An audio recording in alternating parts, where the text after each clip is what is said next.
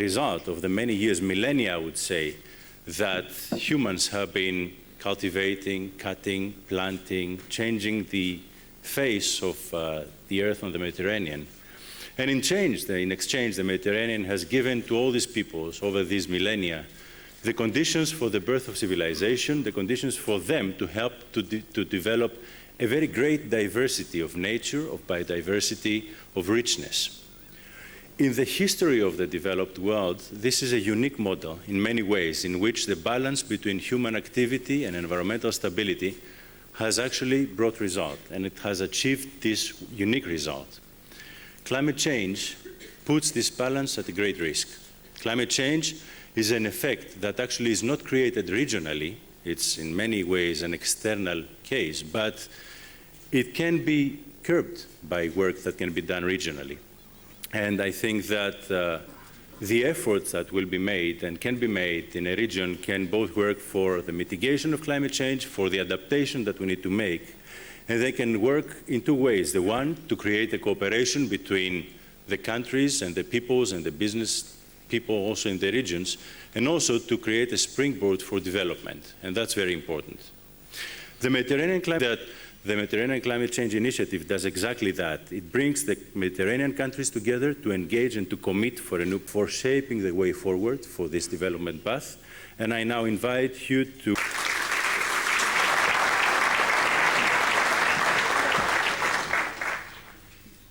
Their Excellencies, the Prime Minister of Greece, Malta, Turkey, and Palestinian National Authority are kindly requested to take their seats at the panel.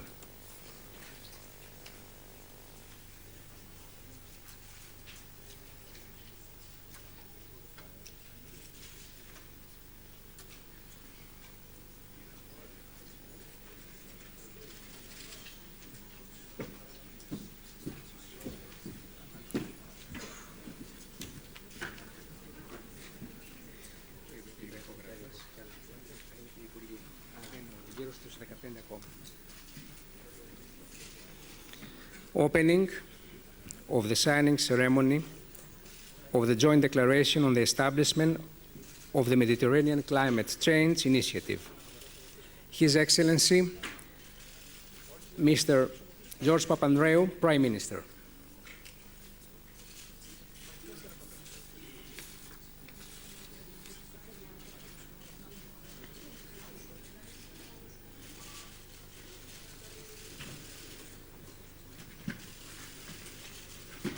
His Excellency, Mr. Lawrence Gonzi, Prime Minister.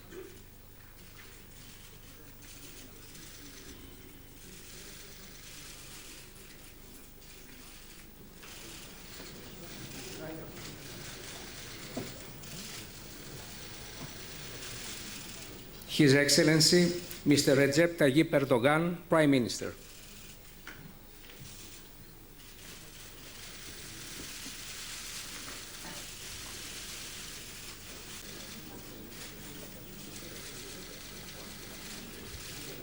His Excellency, Mr. Salam Fayyad, Prime Minister.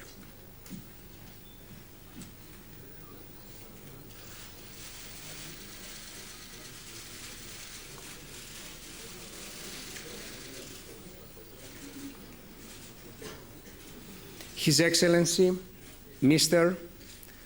Fatmir Mediu, Minister of Environment, Forestry, and Water Administration.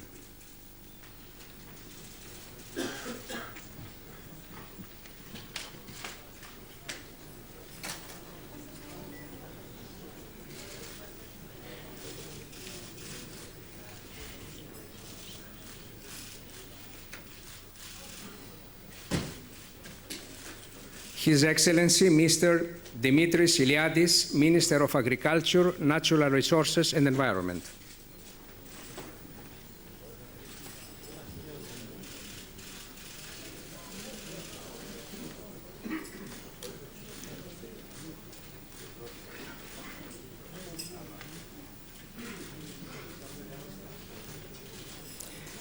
His Excellency, Engineer Mjedisit George, Minister of State for Environmental Affairs.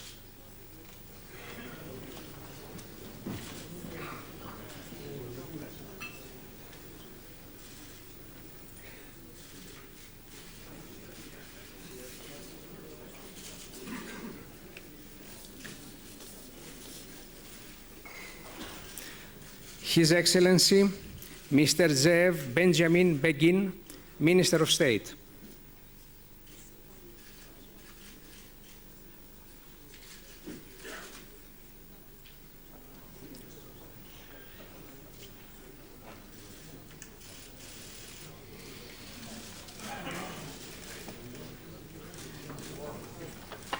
His Excellency, Mr. Husseinu Hamadi, Minister of Environment and Sustainable Development.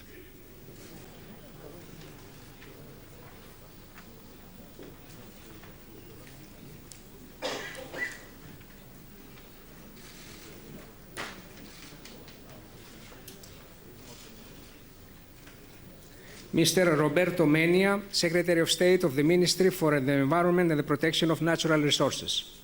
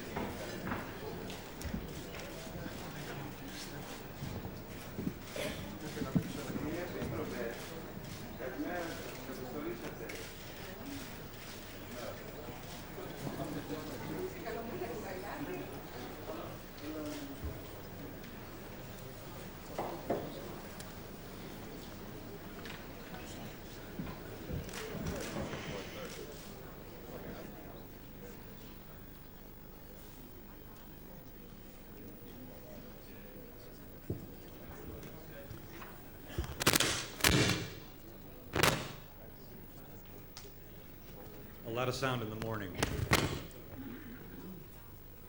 Good morning, Prime Minister, ministers, colleagues, and friends. Yesterday was a major landmark and an inspiration for us all. At times when the world is struggling to recover from a grave financial crisis, and the U.S. is throwing a shadow on the prospects of a global deal on climate change, political leaders of the Mediterranean give us hope that clarity of purpose and mind can prevail. They give us hope that countries with serious differences can come together and forge a regional collaboration to protect the foundation of their prosperity by committing to take action on adaptation and mitigation. Yes, these will meet in Cancun in a little over a month, followed by a preparatory meeting in Malta that will build towards next year's annual meeting in Turkey.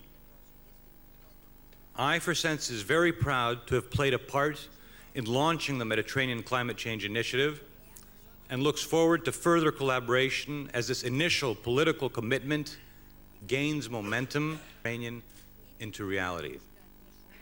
And now it's my honor to invite Prefractus. Thank you.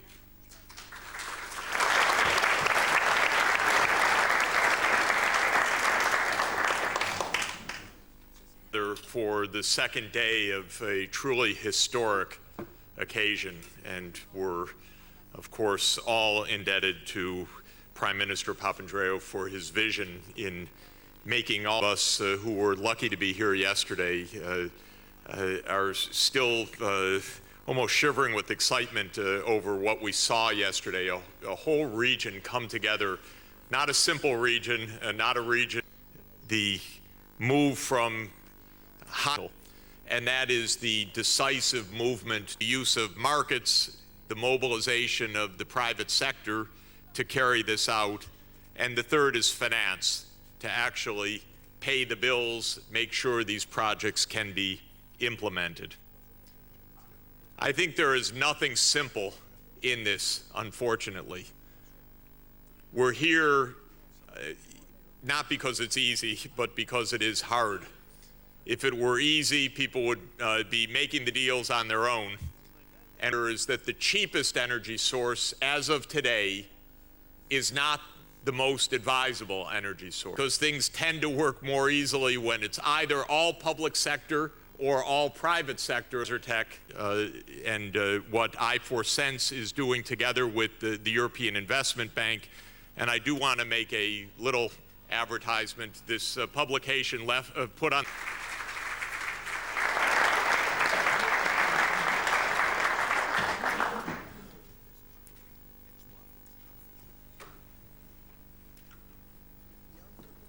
Thank you, Professor Sachs, Jeffrey. Ladies and gentlemen, welcome to Greece. I'll say a few words in Greek and then a few words in English. Είμαι ευτυχής που απευθύνομαι σε εσάς, σε ένα τόσο διακεκριμένο κοινό συμμετεχόντων, που έχετε και ένα τόσο ενδιαφέρον έντονο για τις ευκαιρίες που έχουμε μπροστά μας για την πράσινη ανάπτυξη, τις πράσινες επενδύσεις στην Μεσόγειο. Και όπως όσοι από εσάς έχετε προχωρήσει και πρωτοπορείτε επιχειρηματικά σε αυτό το τομέα, θα είσαστε και οι πρώτοι που θα εκμεταλλευτείτε τα ωφέλη της πράσινης ανάπτυξης σε μια περιοχή με τεράστιο ανεκμετάλλευτο δυναμικό, όπως είναι η δικιά μας περιοχή. Στη χώρα μας, που έχουμε τεράστιες πηγές ανεκμετάλλευτες ακριβώς για ανανεώσιμη συζήτηση, αλλά θέλω να το τονίσω και σήμερα, είναι ότι η οικονομική κρίση δεν θα πρέπει να θεωρηθεί ως εμπόδιο για την αντιμετώπιση της κλιματικής κρίσης. Εμείς θεωρούμε εδώ στην Ελλάδα ότι αυτά τα δύο μπορούν και πρέπει να αντιμετωπιστούν ως μια κοινή κρίση με κοινές λύσεις, και αυτό μπορεί να γίνει μέσα από την ανάπτυξη που αναλάβαμε ως κυβέρνηση τα καθήκοντά μας πριν από 1 χρόνο. Βρεθήκαμε έλεγχο τα ελλείμματα, εφαρμόζουμε σήμερα ριζικές διαρθρωτικές αλλαγές, ώστε η οικονομία μας να είναι βιώσιμη, ανταγωνιστική, σε μια μακροπρόθεσμη βάση. Ξέρουμε ότι το παλιό μοντέλο ανάπτυξης της χώρας μας εξάντλησε τα όρια της. Η ανάπτυξη στη χώρα μας ήταν ο τρόπος της ανάπτυξης, ήταν και ίσως και ένα από τα προβλήματα της κρίσης που αντιμετωπίσαμε. Δεν ήμασταν μια ανταγωνιστική διαφορετικό μοντέλο ανάπτυξης. Απελευθερώνουμε την αγορά ενέργειας, ένα κρίσιμο τομέα όπου οι συμπράξεις δημόσιου και ιδιωτικού τομέα μπορούν να έχουν και καθοριστικό ρόλο. Το 2009 οι επενδύσεις σε σχέδια ανανεώσιμων πηγών ενέργειας στην Ελλάδα έφταναν μόνο τα 400 εκατομμύρια ευρώ. Αποτελεί βασικό στοιχείο της πράσινης δικιάς μας. Δείχνει την βούλησή μας, αλλά και δίνει και το κίνητρο, πιστεύω, στους διεθνείς επενδυτές να στηρίξουν έργα βασισμένα στην πράσινη ανάπτυξη σε όλες τις χώρες της περιοχής. Ladies and gentlemen, by showing a united political will for change, I do hope that the Mediterranean Climate Change Initiative will motivate international investors to back green development projects across all partner countries, environmental protection, public buildings to make them more energy efficient. In line with our green development agenda, We are reorienting our agriculture towards our more traditional Mediterranean diet, with by the more fast food culture, bringing back the agricultural traditions, but in a way which is environmentally friendly and much more efficient. And good luck.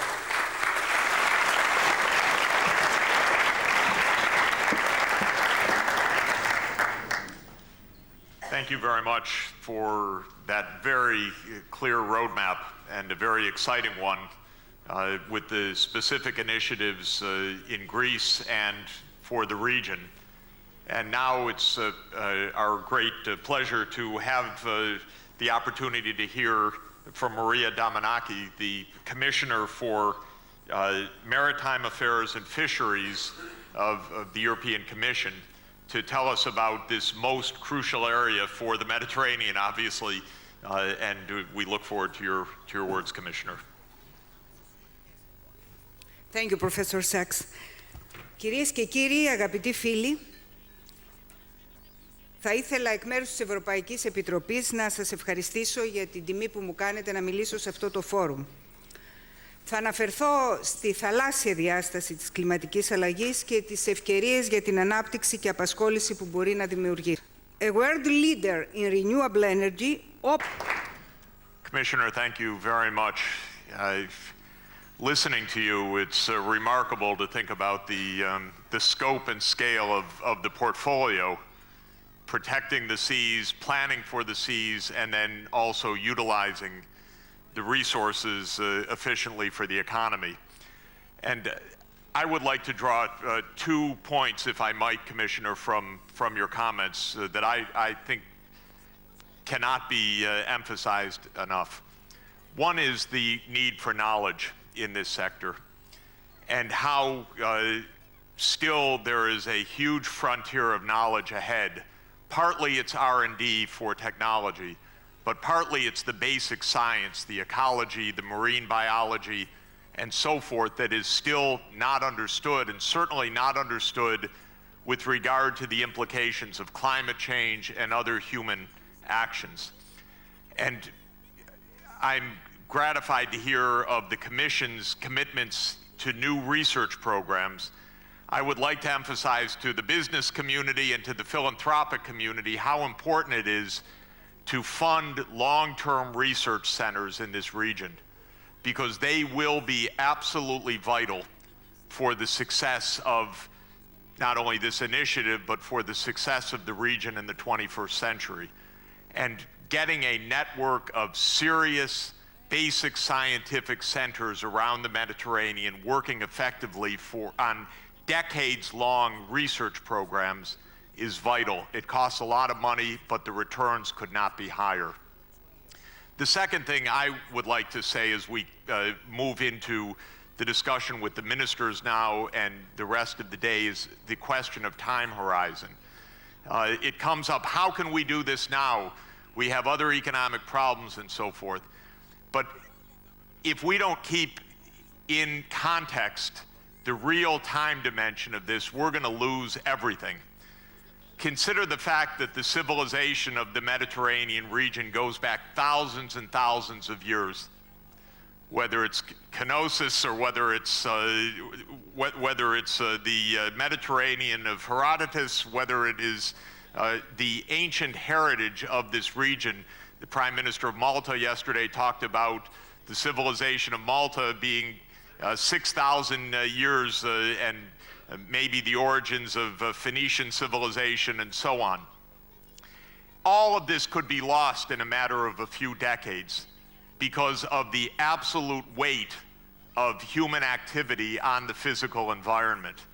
So we are the stewards, and you particularly for this region are the stewards of a civilization thousands of years old, which stands in risk of decades of being fundamentally deranged and even destroyed. And for the planet as a whole, that's the reality right now. Our minds can't grasp this, but we have become so big and so overwhelming on the planet, and the time needed to change direction is so short that the idea that we can't start now because of other delays is absolutely reckless and unfounded by the basic challenge that we face. So time horizon is essential, but almost the opposite of what sometimes the public thinks. We have no time to lose to get started to save what is at profound risk. I want to thank you for your leadership in that. Now we're going to hear from several ministers, and I'd like to call them forward to the panel if they could come up to the stage. And I'm not sure where they are, but please, all of the ministers come up to the front and we'll get started with your session.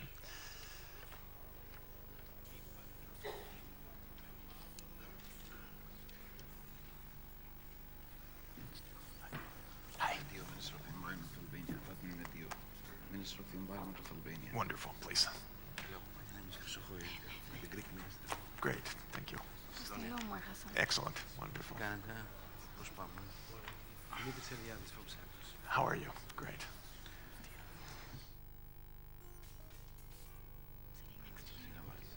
How are you?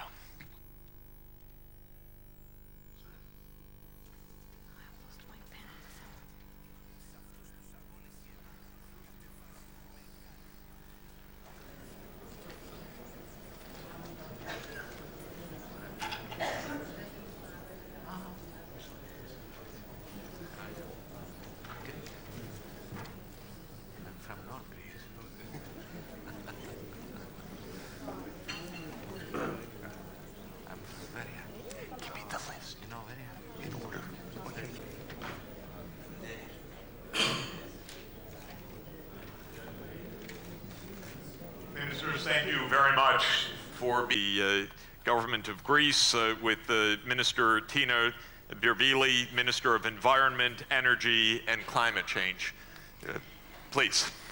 Professor Sachs, thank you very much. Colleagues, ladies and gentlemen, friends, I would like to comment on what you've just said about time. I agree totally from what you've said. We have no time to spend. Yesterday's signing of the Joint Declaration for the Mediterranean Climate Change Initiative marks the growing political will in our region to address climate change, but also to move towards a green development agenda. From our part, it is clear that the economic return on green investment, such as, for example, in the case of renewables and energy-efficient technologies, is high and rising. And apart from the economic high return, green investments are intensively labor and creating many and sometimes high-quality jobs. Thus, greening the economy provides both private economic incentives and at the same time yields a strong social dividend. That is, the decisive factors are the quality and the speed of this transition. I think that this is why time becomes such an important factor. During this transition period, and given the global economic recession, the quality parameter deserves special attention, since there will be increasing pressure for investments with questionable environmental impacts at the global level. Therefore, for us, the challenge lies in achieving the right balance between quality and speed, so as to avoid irreversible mistakes both at the environmental and economic level.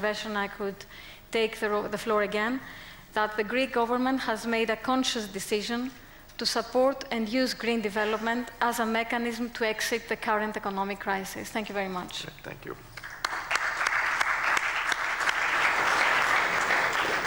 I wonder if we could hear the perspective of Albania next, of Minister Fatmir Mediu. Thank you very much, Jeff. I really appreciate the opportunity. Yesterday, we came out with a political commitment of Mediterranean countries and a vision as well. And as Prime Minister Papandreou stressed out today in the morning, we cannot go on without putting the actions in place. And the main factor to put the actions in place for sure is the partnership with the private investors and private business. But I would like to provide you with some short overview of the Albanian macroeconomic stability and its economic development, and the government's concrete actions towards improving the business climate and exposing potential investment opportunities to attract foreign investors.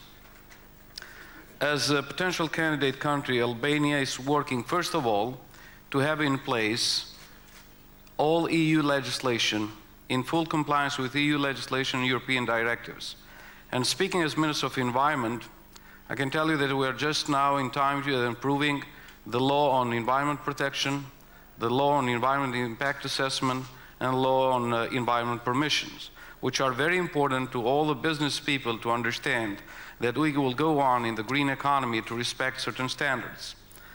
During the last decade, Albania's GDP has grown with an average of 6% per year, which did peak to a steering 8% in 2008. This solid growth has contributed to the increase of the GDP of Albania almost 3 times. Albania is working hard, and since 2005 we have reduced by half the taxes applied to the small business. In addition, we have cut the corporate and personal income tax from 25% to 10%. Currently, Albania is among countries with the lowest fiscal burden in Europe, applying a flat tax regime of 10% for individuals and business. Albania budget revenues doubled from 2004 to 2009.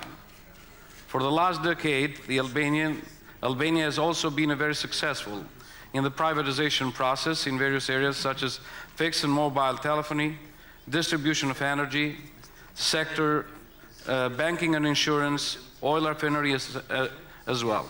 I can tell you that some of this business are coming from this country, from Greece, especially on telephony and especially on banking, where are many Greek investments in other sectors as well. In this way, private sectors create a synergy with the government by bringing in more capital, more know-how and new technology, more economic efficiency and better management in delivering public goods and services. Obviously, the private sector of Albanian economy has been the main driver of economic growth, with a contribution of 85% of the GDP, and most importantly, providing about 80% of employment in the country. But in order to move on and have a better understanding about the sense of the private investors in Albania, Albanian government is moving in a very comprehensive regulatory reform in order to establish a friendly business climate. The core of these measures consists in the reduction of administrative burdens and costs for setting up and pursuing a business. Among such regulatory reforms, I should emphasize the establishment of the National Registered Center for Business, the establishment of the National Licensing Center, the implementation of 100% of the cases of e-procurement practices and full e-tax practices. All of the above mentioned reforms, together with a new formed institution, have helped and improved and easy for the business to work on in Albania.